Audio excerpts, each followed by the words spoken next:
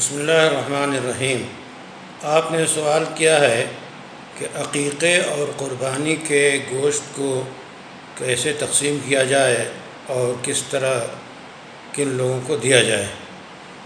تو اس سلسلے میں عرض یہ ہے کہ قربانی کا گوشت ہو یا عقیقے کا گوشت ہو، اس میں خود بھی کھائیں، گھر والوں کو کھلائیں، دوستوں کو اس میں یاد رکھیں اور غریبوں اور محتاجوں کا بھی خیال رکھیں۔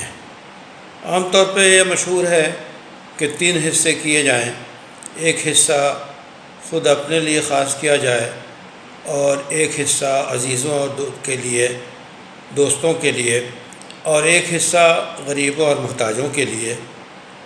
تو یہ تقسیم اور یہ ترتیب اس لیے بیان کر دی گئی ہے تاکہ بہتر طریقے پہ تمام لوگوں کو گوشت پہنچ سکے۔